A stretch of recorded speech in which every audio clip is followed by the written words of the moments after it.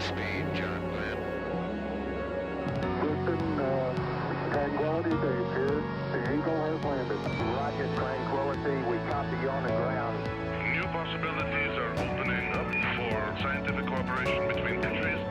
2, 1, 0. Liftoff. Americans return to space as Discovery clears the tower. Discovery, go and throttle up. Discovery, roger. Go for deploy. Thanks to you and to everybody in the shuttle program. The crew is go for launch. Roger. Nice to be in orbit. We have followed in their footsteps to get us where we are today.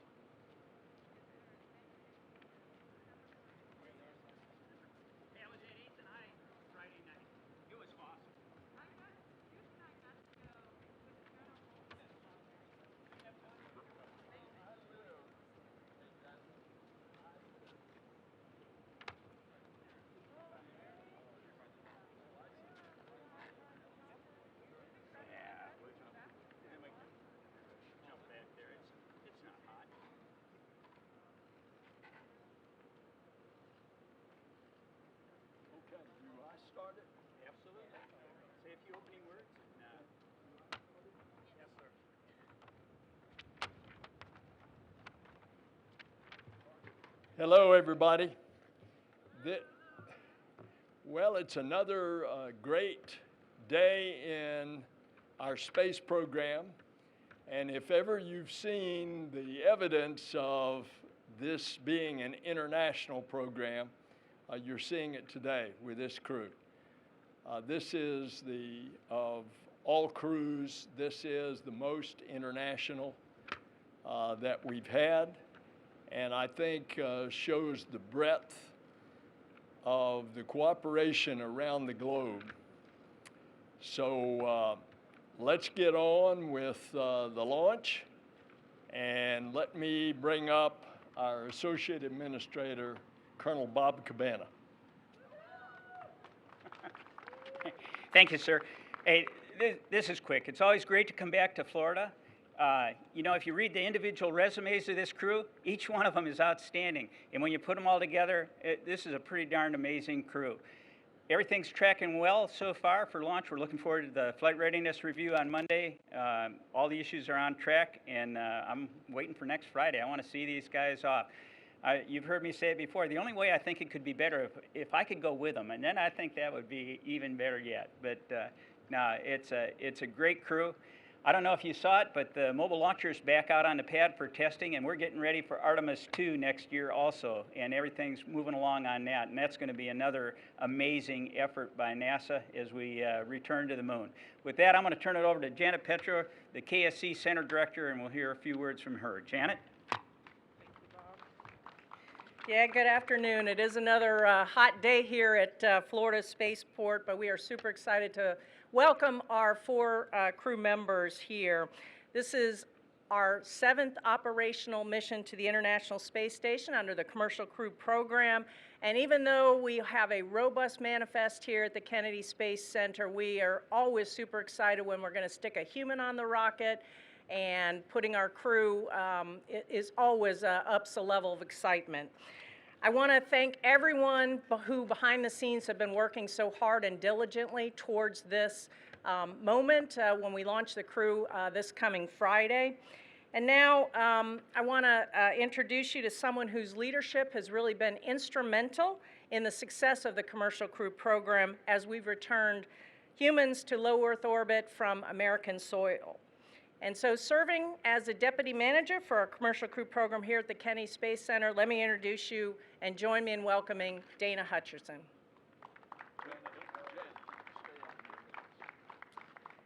Thank you. I'm very excited to be here, and welcome to the crew who just arrived. It's hard to believe we're on our 7th rotational mission, 8th launch of sending astronauts to the International Space Station from U.S. soil.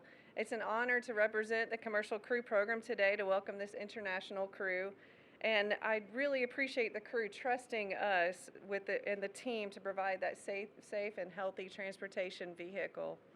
Commercial Crew is delivering on its promise of providing safe, reliable, and cost-effective transportation to and from low Earth orbit. The crew will fly on Dragon Endurance spacecraft provided by SpaceX, and will spend about 6 months aboard the International Space Station conducting critical science and research experiments that will enhance our understanding of how space affects the human body, and will look to return to the moon and eventually travel to Mars.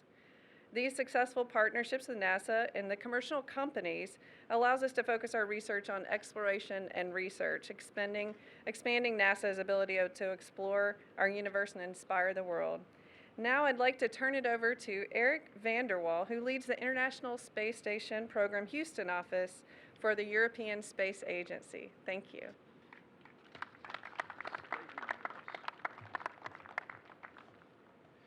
Thank you so much, Dana. My name is Eric Vanderwall. I'm the head of the European Space Agency Houston office. And it's really a great honor to be here to welcome this amazing crew. As Bob Cabana often said, it's good to be flying again. And this is very applicable to ESA this time. We flew on Crew 2, we flew on Crew 3, we flew on Crew 4, and here we are with Andy on Crew 7. It's so great to see Andy about to embark on his 2nd flight to the ISS, this time for a long-duration stay, 6 months. Also, he will be the first European pilot on the Crew Dragon vehicle, and later we're going to see him in the role of the ISS commander on the space station. When I look at these astronauts, I do not only see a group of very committed, talented, gifted individuals, but I also see a fantastic picture that displays the multicultural endeavor and the incredible partnership that we have in the ISS. Doing science is key for the ESA ISS program, and we look forward to the extension of the science complement, or the execution of the science complement of the Huygens mission. There will be more than 30 European experiments, and this will contribute to the continuation of European science in low Earth orbit and help push the boundaries of human space exploration, not only in low Earth orbit, but also beyond. I want to thank the whole NASA team, all the SpaceX teams, all the teams at ESA who worked so hard to get us where we are today, and most importantly, ensure that we're flying safely. I want to read a quote from a former US president. It goes as follows. Mankind is drawn to the heavens for the same reasons we were once drawn into unknown lands and across the open sea. We choose to explore space because doing so improves our lives and lifts our national spirit. Let us continue this journey. George W. Bush. With that, I say Jasmin, Andy, Satoshi, and Konstantin, I wish you all a great journey. Go Crew 7, and Andy, go reizen. Thank you. And with this, I would like to hand over to Mr. Sakai, the JAXA ISS Program Manager. Good afternoon. Thank you for introductions. My name is Sakai Junichi, ISS Program Manager of JAXA. And first of all, on behalf of JAXA, I would like to sincerely express my appreciation to NASA, SpaceX, all the colleagues, and to participate in Crew 7 launch operations and launch preparation and continuous ISS operations. It is fourth year since crew transportation from U.S. soil has resumed. And JAXA also has sent to and will send the Japanese astronauts to ISS for 4 consecutive years. I believe this is a close and continuous partnership between international partners. Both has brought these remarkable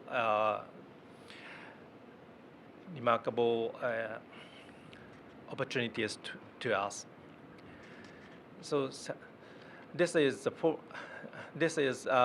first flight since Japanese government determined to extend the ISS operation beyond 2024. And this mission will be the second flight and the second long-term resistance in ISS for Japanese astronaut Furukawa Satoshi. He will work out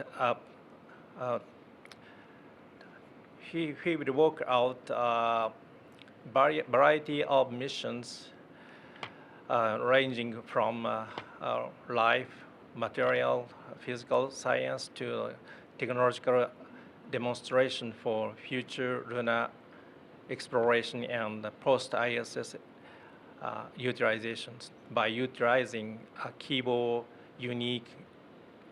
unique environment to conduct various missions with in collaboration with astronauts from international partners. I'm confident that this progress won't stop and leads to our challenge to the Mars, moons, Mars, and beyond. So I'm looking forward to I'm looking forward to coming this launch and for we'll continue for final preparations. So Godspeed, guys. See you 6 months later. Thank you.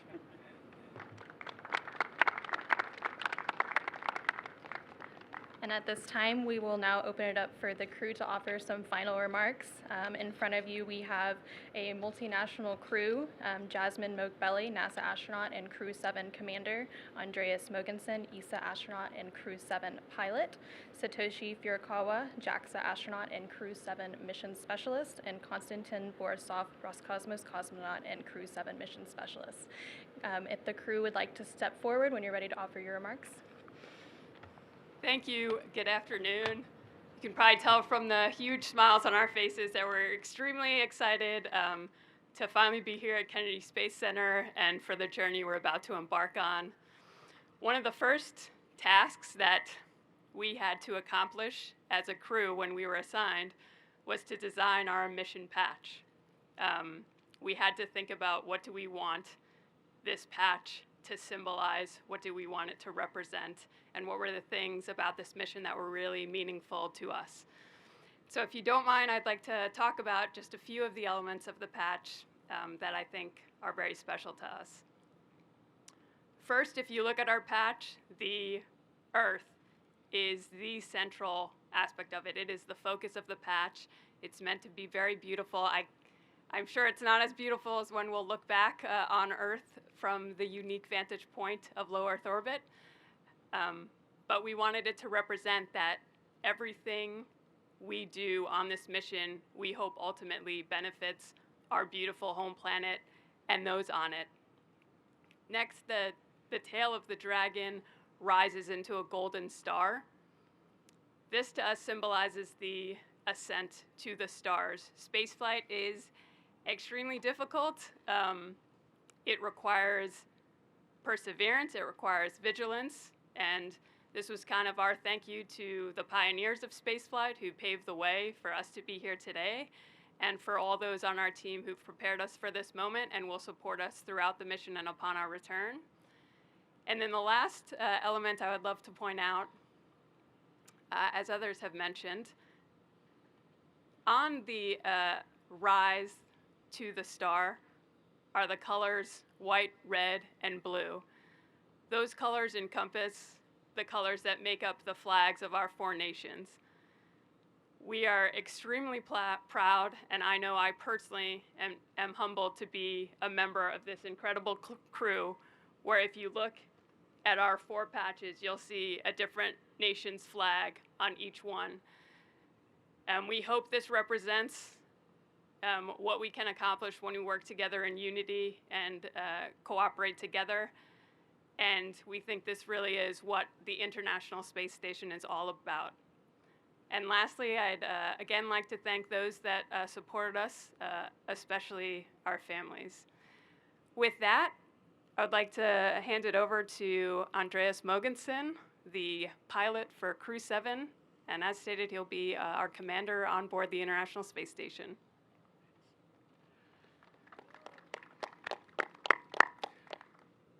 Good afternoon, everyone. It's an honor to represent the European Space Agency as pilot of Crew 7, and it's an honor to be part of this very international crew. Not only are we an international crew, but our training and preparation have taken us around the world. And I'd like to thank all of our partner agencies, NASA, ESA, JAXA, and Roscosmos for preparing us so well and getting us to this point where we are today, ready to embark on a long-duration mission to the International Space Station.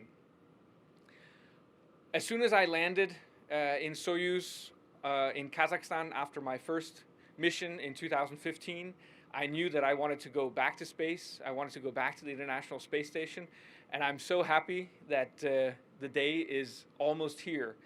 It's hard to describe what an incredible place the International Space Station is. I didn't realize it until shortly before docking on my first mission, when I looked out the windows of the Soyuz spacecraft and I could see the gigantic solar arrays stretching out in space next to me. And then opening the hatch and flying on board the space station, I realized just what a unique and incredible laboratory that we, humanity, has built in low Earth orbit over the past 20-25 years. And I'm so excited to get back up there and to participate in the groundbreaking research and technology development that we do on board the space station. As Jasmin noted, what we do up there is for all of us here on Earth, and hopefully will benefit our society for many, many years in the future. And I can't wait to get up there, back up there, and to continue the incredible work that we do. Thank you.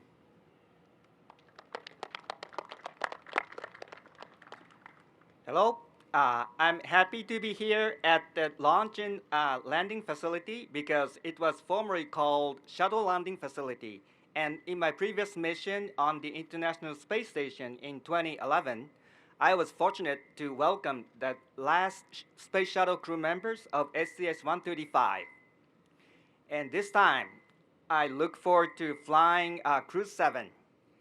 And I am very excited to work in the outstanding international team of NASA, SpaceX, ESA, CSA, Roscosmos, and JAXA.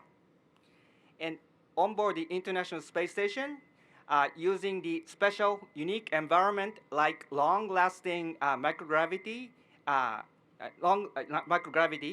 I'd like to contribute to those that will make our life on Earth better. For example, accelerating new medicine development.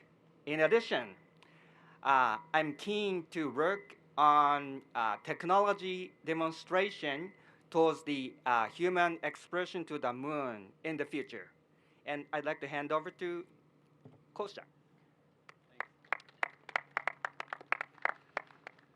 Good afternoon, everyone.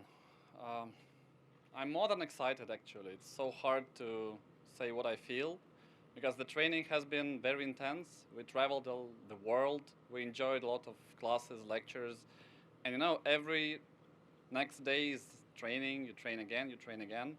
And it's so hard to imagine that soon we'll just do similar things, but it will not be training, but just in 4 days in the evening we wake up and we go to space. I'm very excited, really. I'm excited. I'm honored to be part of the international crew so much, because it's the most international crew ever, because you cannot make it more, because 4 people, 4 nationalities. And you know, like experienced astronauts and cosmonauts, they say that when you go to the ISS and you look at the planet, you see that there are no borders. And really, I want to continue and to convey that feeling and that emotion, and also to support the cooperation which we have been having so far, and we continue like that. So I'm very thankful to all the agencies, to all the people on the ground making this happen, and also to our families and to the crew which I have been happily training so far. Thanks a lot.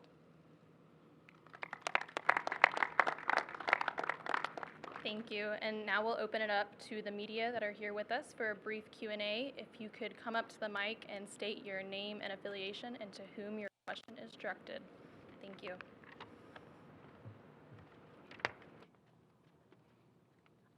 Hi, thanks for taking our questions today. My name is Richard Tribou. I'm with the Orlando Sentinel. This is really for the entire crew. You are going up and becoming part of Expedition 70, which is also going to be a bunch of rookies. I mean, Satoshi is the only long-term one, as well as the one person from the Soyuz. So my question to you is, have any of the rookies on this mission been given advice on what to look out for? And Satoshi, are you holding back on anything to see if they mess up so that you can tell them lightly how to correct that action? Thank you.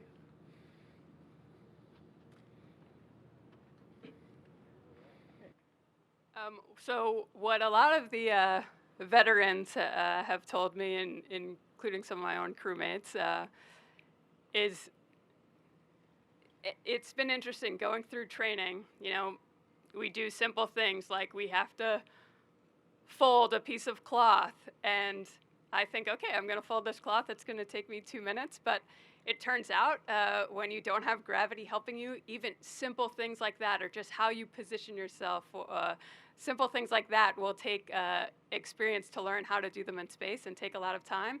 And also just on a larger level of just focusing on what you're doing every day, we have numerous things we're doing up there, from capturing the vehicles that are bringing us supplies and science experiments, to performing spacewalks, to performing science experiments on ourselves and on other things, and to just focus on what you're doing in the moment, and lastly, not forget to look out the window.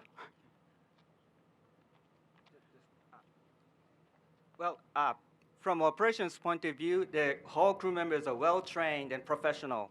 And microgravity is special and unique, but it's a kind of minor thing. You can catch it up with a good learning curve, so no problem at all. But my small advice was especially right after insertion, just move slowly. Don't move your head abruptly. That would make you in a bad situation.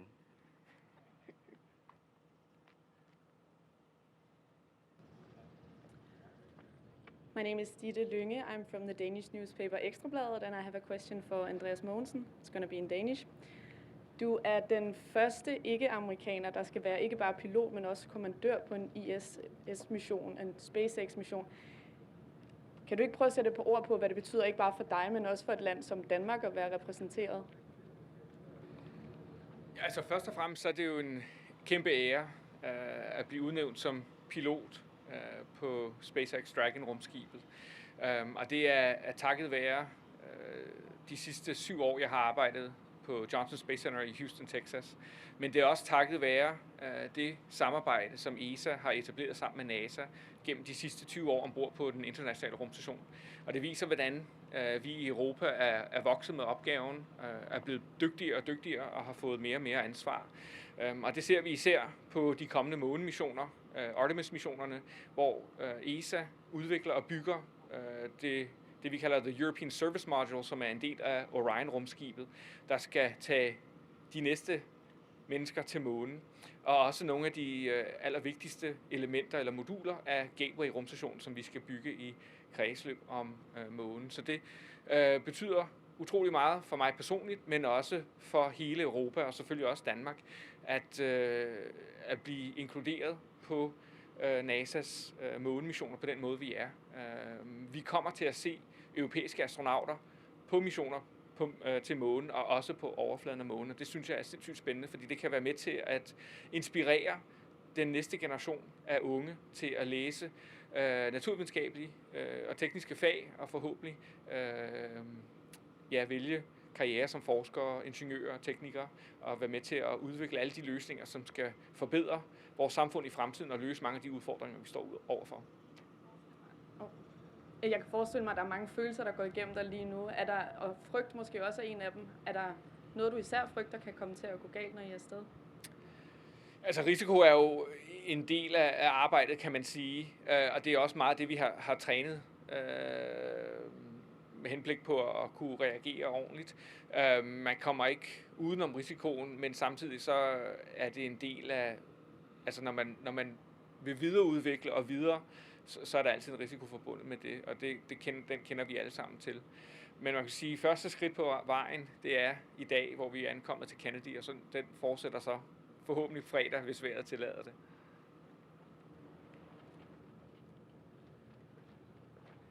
Hi, Ken Kramer, Space Up Close. Congratulations on being the most international crew, and good luck with your flight.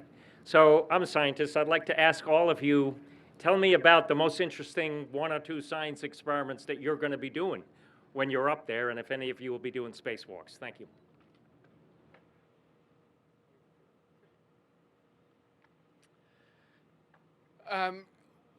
One of the interesting experiments I'll be doing is a 3D metal print experiment that ESA is launching to the International Space Station.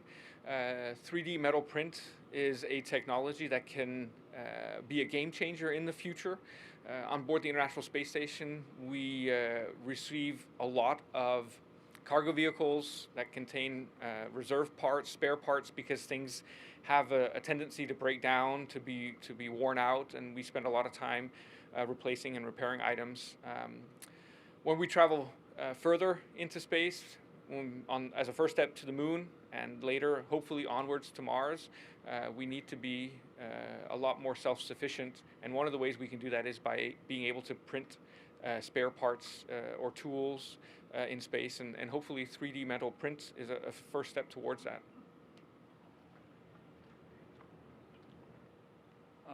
We have two experiments which are really peculiar in the Russian segment. They're peculiar because either they are very interesting or they are very hard. The interesting experiment for me would be, the most interesting one is the quail eggs experiment. We are taking quail eggs and we see how they develop in 0G and also in gravity, because we have a special chamber which rotates and actually makes gravity. So you compare the development of the egg and we see, is it the radiation itself only, or is it the radiation plus the 0G which affect the development of the egg? That's very interesting to see the results. And the one which is hardest, I've spent so many hours doing that, would be ultrasound experiment, where me and my colleagues, we are doing ultrasound to each other. It's really hard because we have to catch the particular organ, and we do it many times. We do it after 3 days, after 7 days, after 2 months. We see how the liquid shifts long term, and we can evaluate how it develops and also see how we prepare ourselves for long-term flights.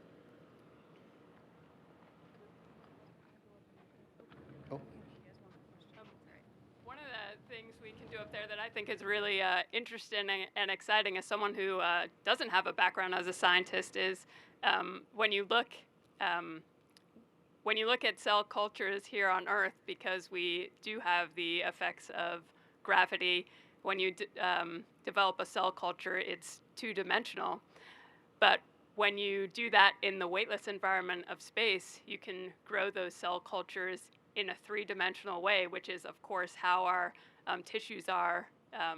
So that's something I think is really interesting and has a lot of applications for medicine and science as well, and just incredible to think about who came up with that. I look forward to a protein crystallization experiment. Under zero gravity in space, we can obtain better quality protein crystallization. After bringing it back to Earth and analyzing it, we can know the detailed 3D structure of the protein crystals. And a reaction site of a protein is like a keyhole. Imagine a keyhole. By knowing the detailed structure of the keyhole and using a computer system, you can efficiently and effectively find a key that best fits to the keyhole, which is a candidate for new medicine. So this is an example of accelerating new medicine development and will make our life on Earth better. Hello, my name's John McGill from Wyandotte Connects, and this question is for Commander Moghbeli. Last time we talked was in Houston last year, and you were trying to decide whether it was going to be a yo-yo or a glider. Have you made a decision? You know, I ended up bringing a different toy that is actually neither of those, but I don't want to reveal it because I've actually brought it as a gift for my crewmates, so I guess I'll have to reveal it in space. Hi, I'm Melanie for ESA. This is a question for Andreas.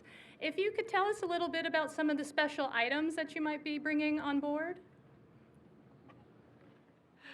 Well, I see you brought one of the items with you. Rasmus Klump, a Danish cartoon figure, is one of the items that I'm bringing. Rasmus Klump is characterized by being incredibly inquisitive and spends a lot of his time in the cartoons exploring the world on his ship with his friends. I have a lot of other cultural items with me as well on this mission, from Denmark and the Faroe Islands and Greenland, sorry. And I will be revealing them step by step throughout the mission. Thank you. Hello there, I'm Greg Diesel-Walk with Earth Sky, and my question is for Satoshi. What's the biggest difference in your training with the Dragon versus your previous mission in the Soyuz? Okay. To me, essentially the same, but the emphasis is more on the theory or how things work, the systems work when it comes to Soyuz. And regarding the Crew Dragon system, the emphasis is more on the operation side, and either works. Both are good. Hi, I'm Mikio from NHK. My question is for Furukawa-san. So can you please answer in Japanese, please? And my question is in Japanese.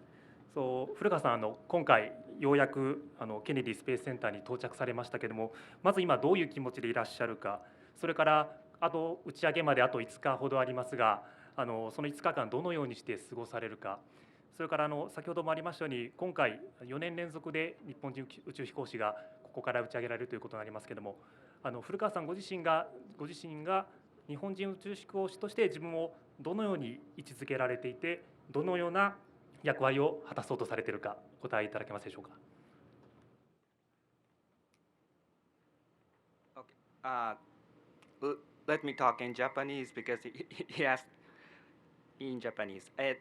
まずこちらシャトルランディングファシリティに来られてとても光栄に思っています。先ほど冒頭の英語でもお話しさせていただきましたけども、最後のスペースシャトルクルーをお迎えしておりましたので、とても光栄に思います。で、打ち上げまでの5日間については、さまざまな最後の詰めの準備をしていきます。その中には打ち上げに向けた実際通りのリハーサルとかもあります。仲間と一緒にそういうのを進めていきます。で、私、日本人飛行士としてしっかり若田飛行士からバトンをもらったと思ってますので、しっかりそれをしっかり走って仕事をしてつないでいきたいと思います。ありがとうございます。Thank you so much.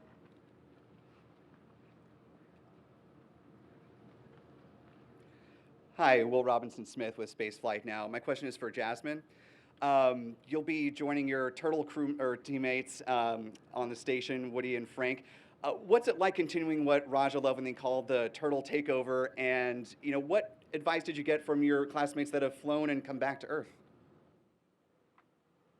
Yeah, so I think most people know by this point our Turtle class, the group of astronaut candidates selected in 2017, is extremely close. I love Raja's Turtle takeover, and I'm extremely excited to see Frank and Woody up there, and also while I'm up there to welcome Laurel and eventually Matt Dominic as well. We hope to continue the Turtle takeover in space. They've passed on some of the words I've already said, but the big things are don't forget to be in the moment, don't forget to look out the window, and don't forget to just take things one step at a time. It's a incredible experience, but it is also a lot of hard work at the same time. And so they've just tried to prepare me for that, and also passed on some words about how to handle being away from my family for a long period of time as well. So I've appreciated that, and I'm very excited to see them on orbit and to greet the others as well. Thank you. Hi, I'm Mark Stone, Florida Media Now. I know that you've all worked extremely hard to get where you are, and for all of you, I think it's safe to say it's the fulfillment of a lifelong dream to go on a mission like this. Given that, from a personal standpoint, what is the one highlight of this whole thing for you? What's the pinnacle?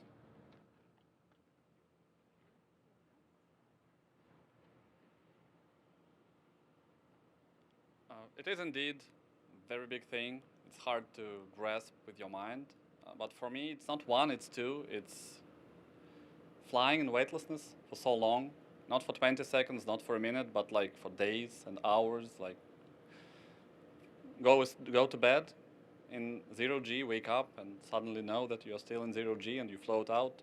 For me, that's the emotion.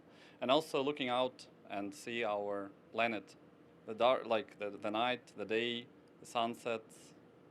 That's for me, it's not one thing, it's two things. That's how at least I imagine it right now.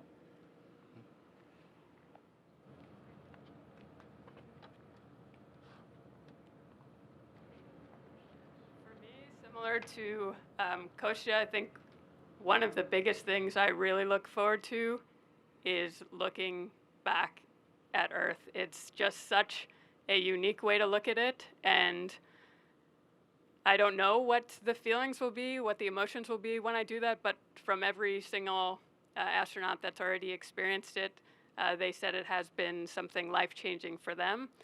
And so I look forward to seeing it from that new perspective.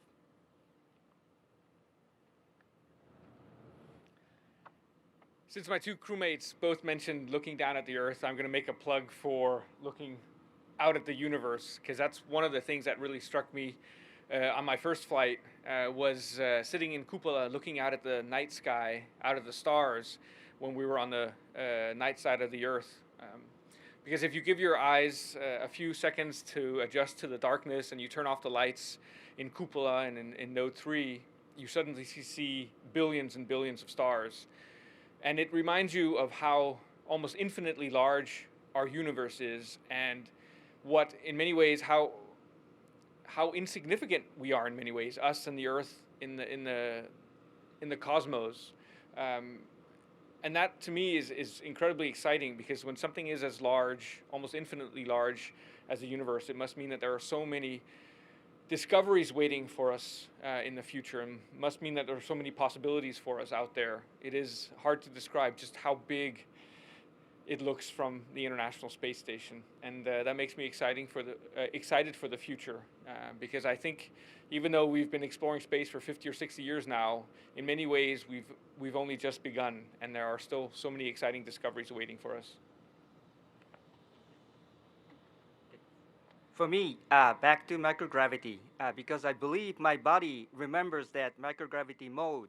So hopefully my body gets accustomed to it quickly and work efficiently in our business trip to the International Space Station. Thank you. I wish you all success and Godspeed.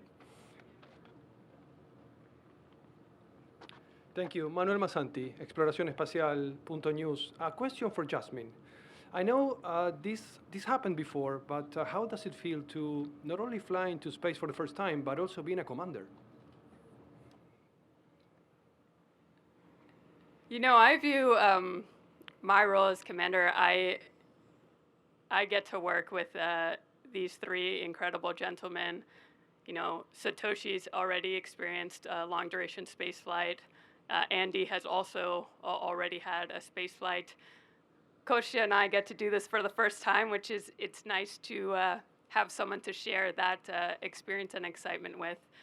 But for me, it's just really an honor. I was so excited when I found out this crew would be 4 different nations, because as I said, that was something that really resonated with me personally. And I didn't know any of my crewmates very well before we were assigned together, but it's such a special bond you form and create, and you know, I'm honored to serve as the commander, especially for my first space flight.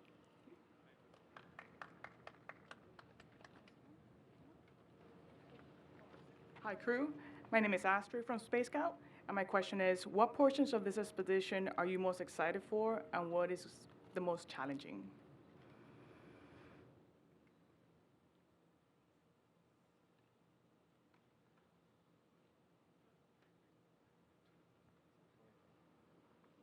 Well, I think it's interesting. It's hard to say what will be the most challenging until we're up there. For me, this is the first time, so I don't know. But something I know I'm really looking forward to is hopefully getting to do a spacewalk during this expedition.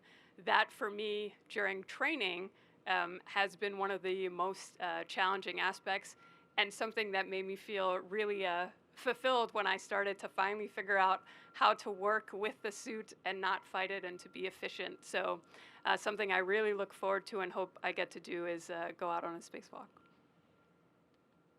Thank you. Enjoy the ride.